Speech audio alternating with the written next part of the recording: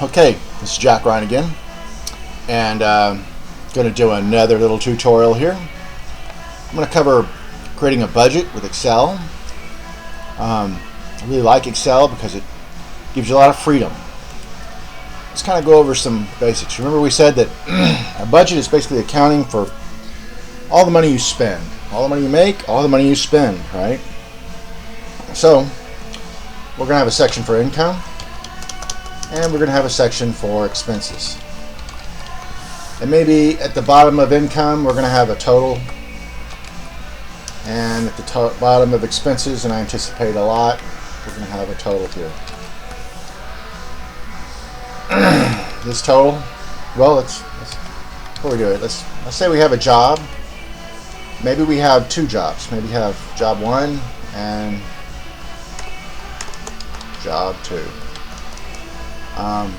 And let's say at one job we get about 800 every 2 weeks. So let's say every 14 days. Okay?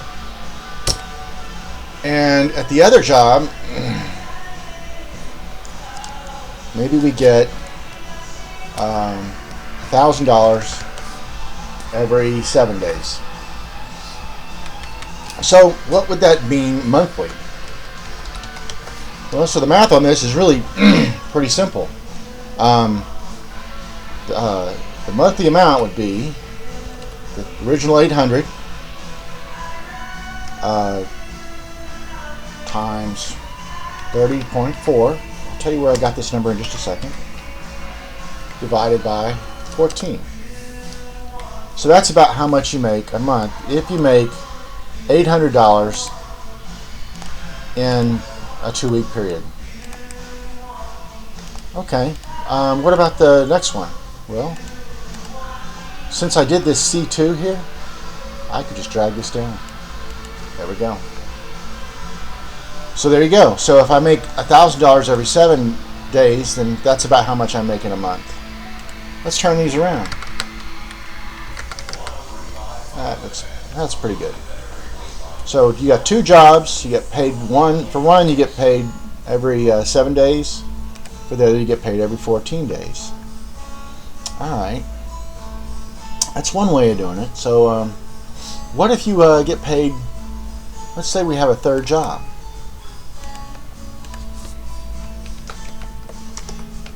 And let's say we get paid 800 a month. Well, that's about 30.4 days. There you go. Pretty simple, right? I don't really want to sum these because they're all different periods. But I can sum this.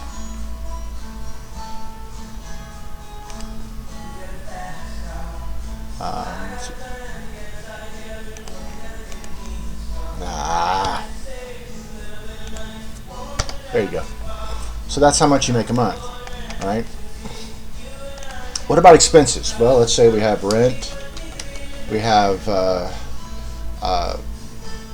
electric, or let's just say utilities for now. Just pretend you live in some magic place where all the utilities are lumped into one bill. If you didn't, you do, electric, water, gas. But let's just do utility for now. And we'll do phone in a separate category. And maybe you have car insurance, a car payment maybe.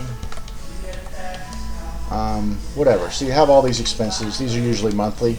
What if you had well, okay, so these are generally monthly. So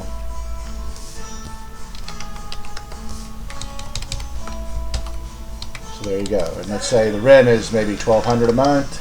Utilities, let's say you pay about $350. Phone, you pay $120. Car insurance, you pay $100. Car payment, maybe you pay $200. So there you go. Obviously, if I were to take this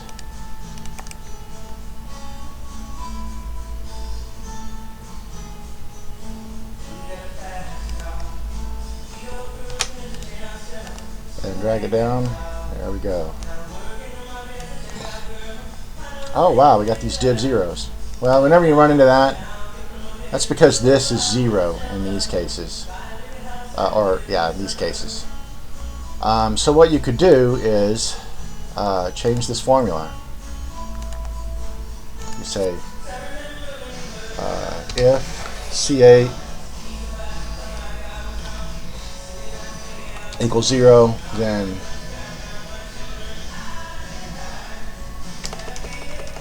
let's not get too creative.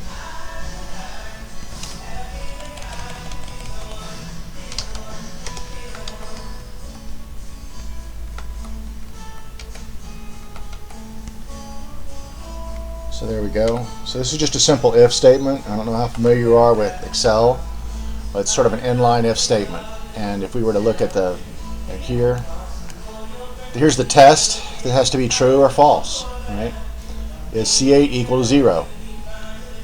If it's false, then we're going to do this, the formula. If it's true, we're just going to do 0. You can't really divide by 0. That's why you got those errors. So now if I copy this down, bam, all nice and pretty. Copy. Control B. Just for grins, I'll put that up there. And we'll do a sum. And then we really want to find out our cash flow.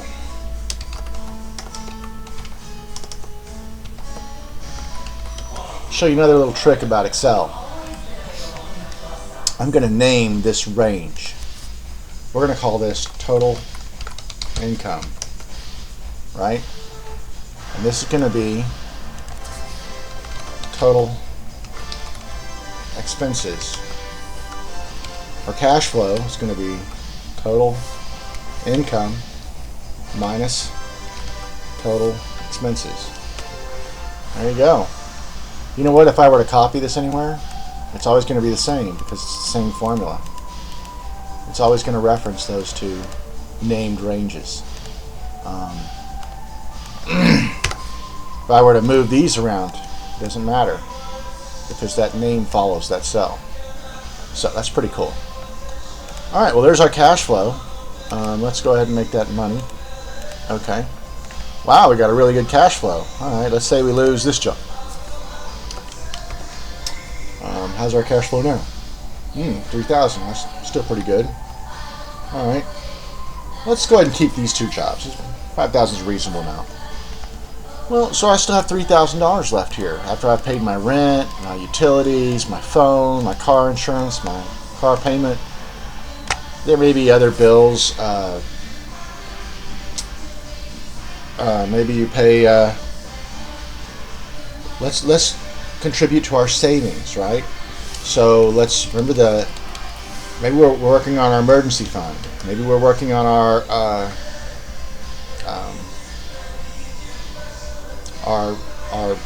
hope fund. Maybe there's entertainment too. Oh, I forgot groceries. Right? Groceries are a normal expense. Okay. So groceries, I'm going to say $250 a month. And let's see. Oh, and tithing. Let's tithe too. So this is interesting. If I take my total income times 0.1, there you go. That's my monthly tithe. There we go. So that's my monthly tithe. Okay. My emergency fund. Well, let's do our hope fund first. Let's say we're going to save $4,000 a year. So I need to copy this formatting down.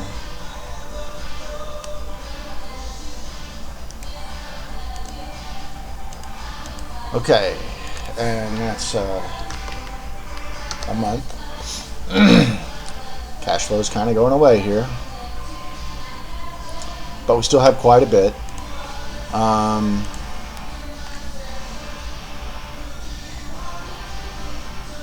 Let's just say we don't have this job. Now we're getting there. Alright, so let's say we make $1,200 every 2 weeks. Need a little more. Say $1,300 every 2 weeks. We're getting there. Obviously, this is a number that I can play with that maybe you can't. Let's say you did only make $1,200 every 2 weeks. So now you have this deficit here. How are you going to come up with that? Well, maybe you need to cut back here. And you still have to have room for entertainment, right? So maybe you got to cut back here. Let's say your hope fund is 10. Maybe your groceries, you got to go down to 100. Oh, you know what? We forgot gas for your car. That's usually $250.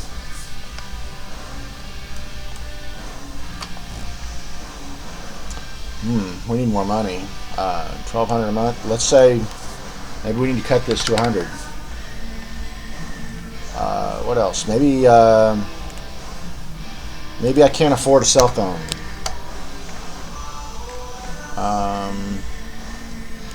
Maybe I need to get a cheaper car.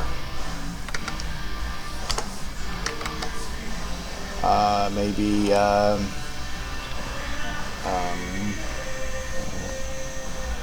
oh wow, did I have $1,000 for groceries a month? Oh no, that's too much. $250. There we go. Starting to get under control here.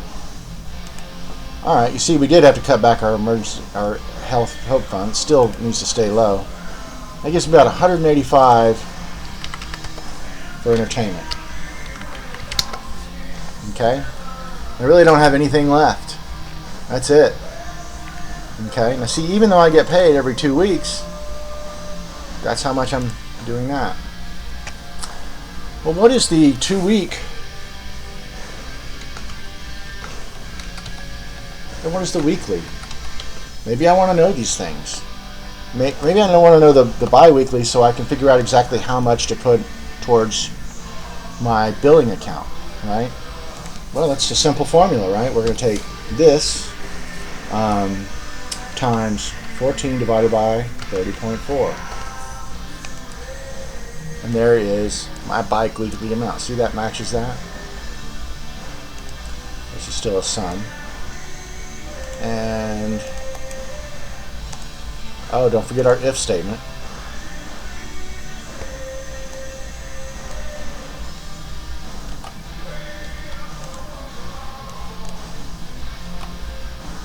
Just going to turn some things around here.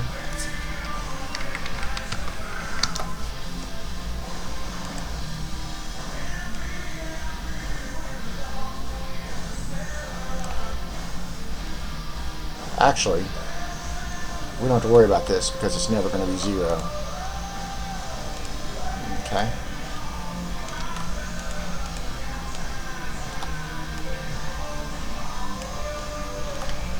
So that's the bi-weekly amount for rent. That's the bi-weekly amount for your utilities, that kind of stuff. Bi-weekly for entertainment. And, you know, there you go. There's your sum. And here's your, well, I can't drag this over, right? Because this is different. We haven't named these cells. Maybe I want to do just the traditional this minus this. Actually, I could have just copied this formula down. So, there you go. Alright. So, okay, we're doing pretty good. Well, what if I want to pay these out of different accounts, right? So this is my billing account, or this is the account to use, and this is my billing account, and this is my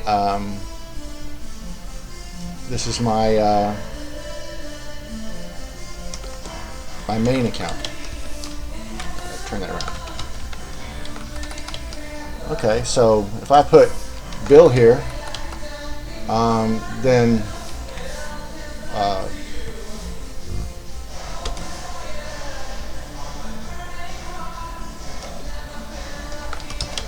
right, so I'm going to deposit this into my main account.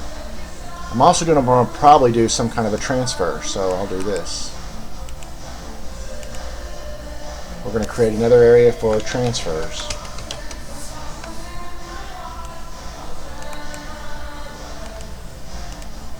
So from main to bill. Okay. So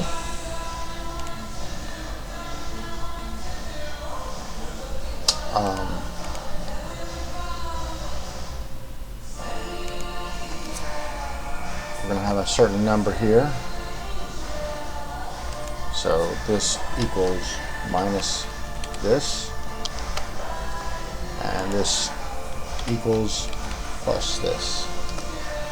Remember, this is our bi-weekly amount because we're basically normalizing it on when we get paid, right? So if I put $100 here, it takes it out of the main account and puts it into the billing account. All right, so for these, I'm going to say equals if this equals main, then this, otherwise 0. And I'll do the same down here.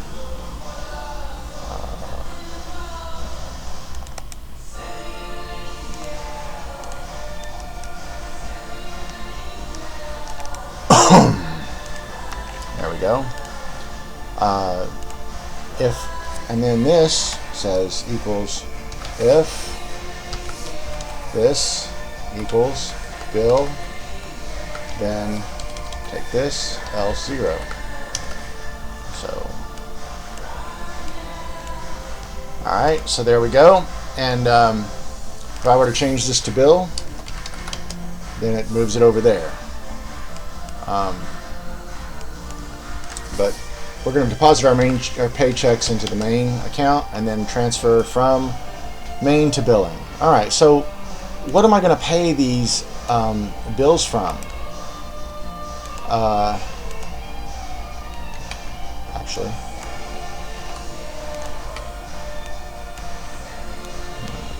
bring this down, and we'll bring this total across. We don't need it there. And we're going to make a new cash flow. Actually, I could have done it another way. I could have just dragged it across from here. Oh, no, I couldn't. There it is. It's important to keep track of that cash flow, right?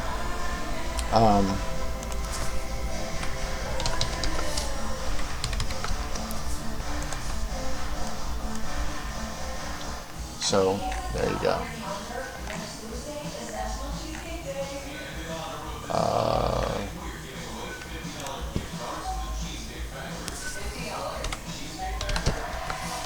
I'm going to change this a little bit. I want this to include the transfers, right? There. Okay. So, 1,200.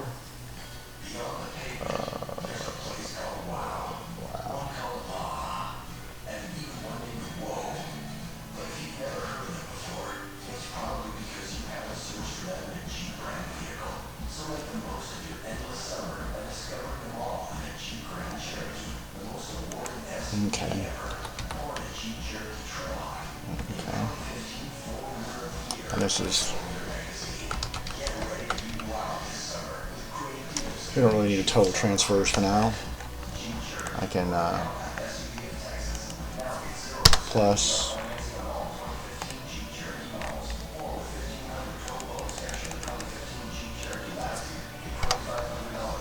there we go.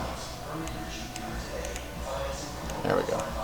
So there's our total cash flow for these two accounts, the billing account and that. All right, so what am I going to do? Well, let's see. I'm going to pay this from bills.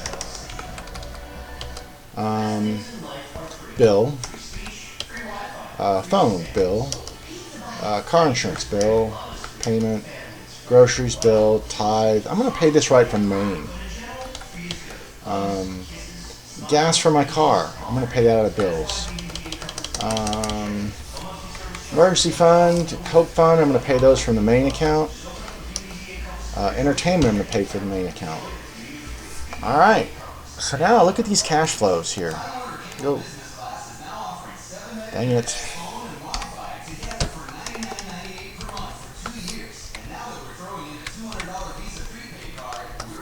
There we go. Alright, so check this out. I've got a negative cash flow here of 890 and a positive cash flow here of 890. That kind of agrees. Since this is balanced overall, then it looks like I need to transfer a little bit more money over to my billing account. So maybe instead of $100, I'm going to transfer $900. Okay, I'm still short $90. Alright, see how we can use that?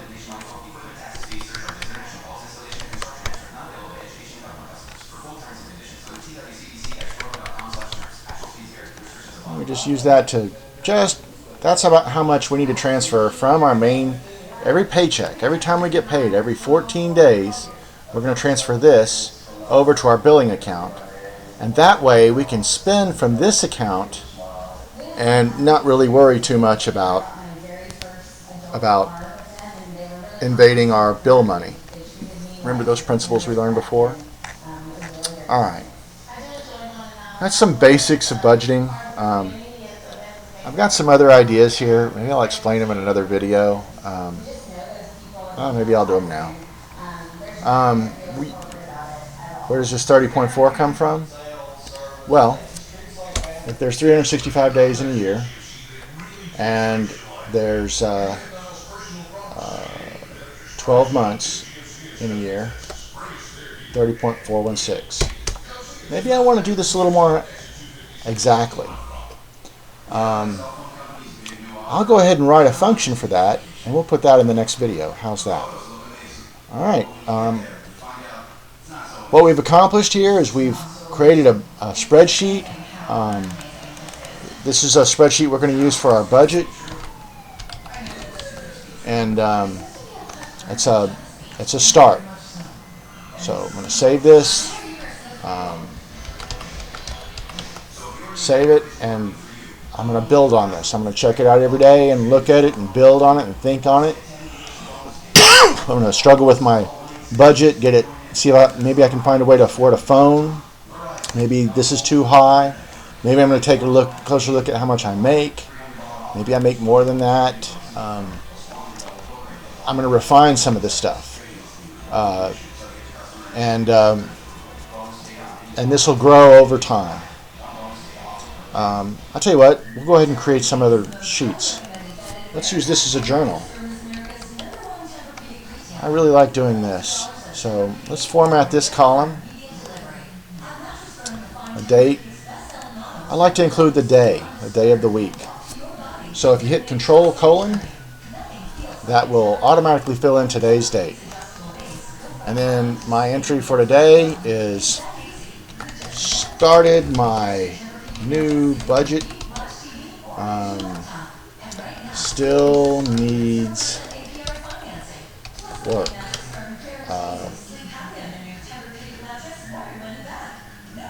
Wish I could afford.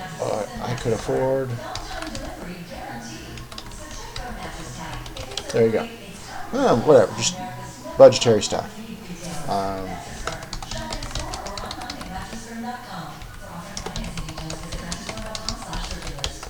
Okay.